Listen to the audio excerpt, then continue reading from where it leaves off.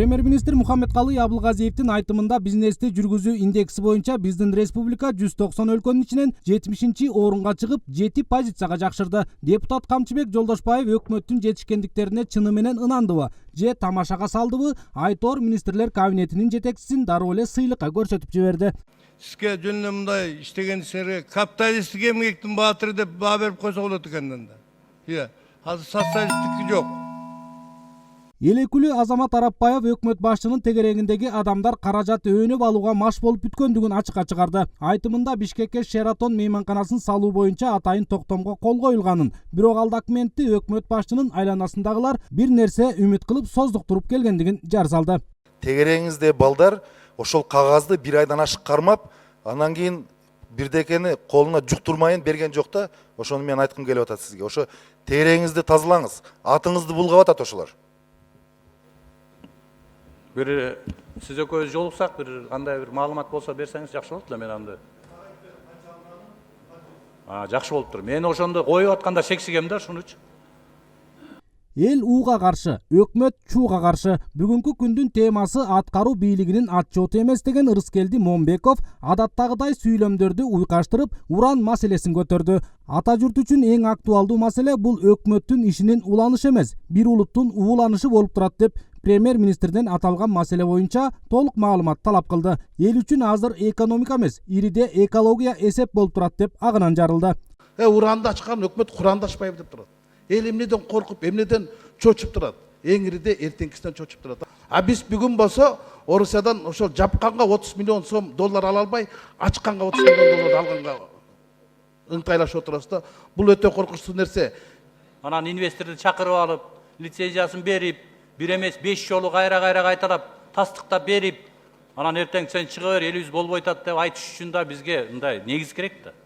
Юстиция министрлиги Сагынбек Абдрахманов аттуу жарандык КСДП партиясынын лидери катары каттап, саясий уюмдун жайгашкан жерин эркиндик 45 деп өзгөртүүгө барган өзүн билемдигине премьер-министрдин көз карашы кандай деген суроо депутат Мурадил Мадеминов тарабынан коюлду.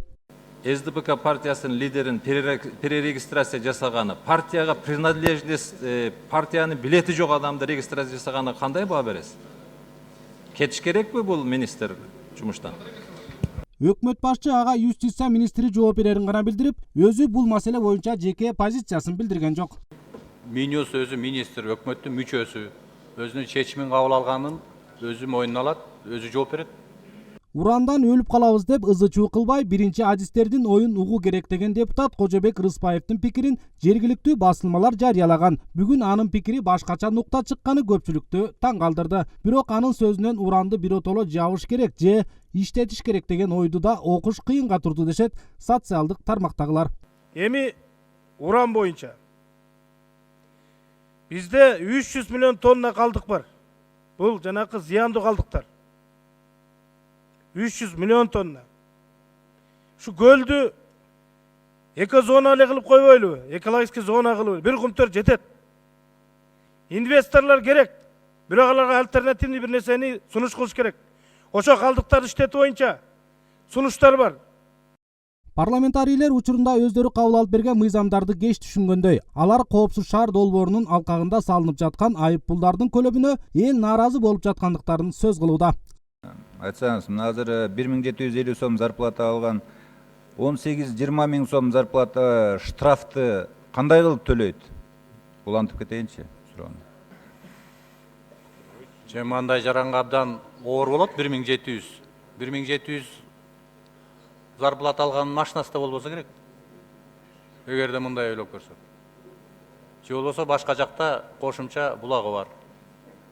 Премьер-министрдин кеп сөзүнө караганда Ысык көл облусунун Кызыл Омпол аймагынан уран казуу иши биротоло токтоду деп айтуу азырынча эрте дешет адистер. Анткени өкмөт башчы парламенттин бүгүнкү жыйынында комиссия уран чыккан жердин экологияга, жергиликтүү тургундардын ден соолугуна тийгизе турчу таасирлерин иликтейт. Алардын курамына Улуттук илимдер академиясынын окумуштуулары да кирген. Ошондой эле эл аралык эксперттерди да тартуу пландалып жаткандыгын ачыкка чыгарды. Ал эми карапайым калк уранды иштетүү биротоло токтосун деген талаптарынан кайта элек.